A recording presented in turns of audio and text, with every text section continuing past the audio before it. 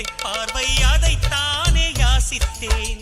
கிடையாதென்றால் கிளியே என் உயிர் போக யோசித்தேன். 4 ஆண்டு தூக்கம் கெட்டு இன்றுன்னை சந்தித்தேன். காற்றும் கடலும் நிலமும் அடித்தேன்.